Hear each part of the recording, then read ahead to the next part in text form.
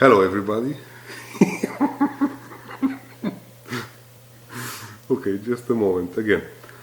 Hello everybody and welcome to the channel and this presentation. If you're expecting to see behind me a huge villa with a pool, followed by me passing in front of the open garage where Lamborghinis and Ferraris live, telling you how easy you could have all this overnight, well, you missed it. That was yesterday. And we might have another one in the future.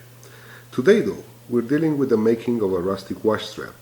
Well, at least one of the ways to create these beautiful little devils.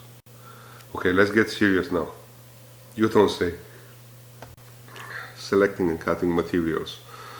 While this constitutes a whole new chapter on its own, just a quick note, understand and use appropriate materials for your projects. This video will pick up from the point of having the strips of leather cut for a mini series of colorful straps for Apple iWatches. Depending on the project, length of strips will vary according to the desired type of a strap you're building. In this case, we're dealing with a fold-over end type strap built based on the lamination of two pieces with an insert. Whichever material is stiffer, less compliant out of the two that you use for lamination, you will cut at the desired final width of the strap. The other one will stay wider. Later in the presentation you'll understand why.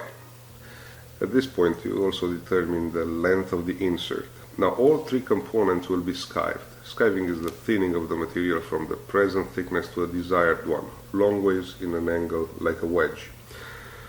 For example, here we take the long strap and skive the fold over end for the point of turnaround all the way to zero thickness at the end for a blend-in effect. Also keep in mind that you need to be below 2 mm thickness at the point where the turnaround slides between the spring bar and the watch case for most applications. Now the point end of the long strap you just gradually thin from the point where the insert ends on the body towards the point end itself. Not to zero, but to an appropriate thickness for the project. Next, skive the insert all the way to zero again for a blend-in effect. The backing in this case, skive slightly towards the point end as well. It gets a bit technical, but if you know a little bit about leather work, you should be able to follow. After you have skived all three components, front, rear and insert, we're going to mark, roughen and glue them together. Glue the insert to the front. Line up the end of insert with straight line of skive, which coincides with beginning of the turnaround. Then glue backing to front with the insert applied.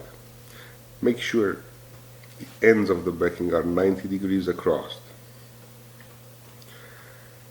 Time to trim the backings, flush with the front strap.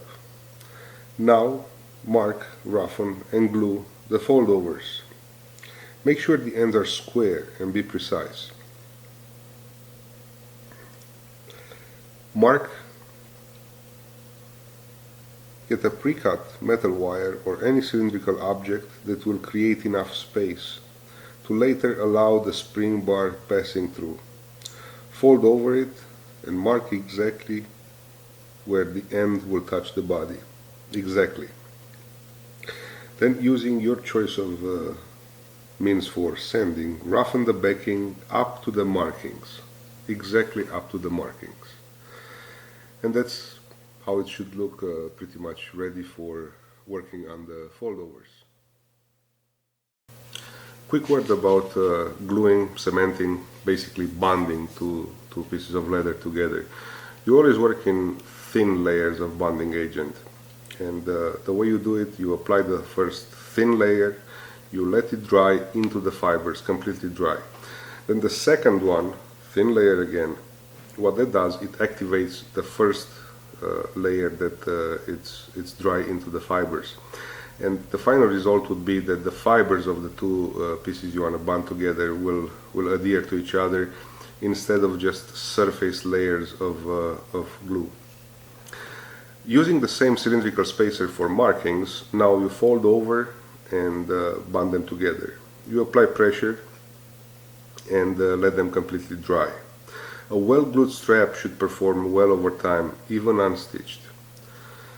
You're ready to trim the foldovers in the same manner you did when you trimmed the backings. And you're going to be pretty much ready to do some edge work. And the edge work will continue in part 2.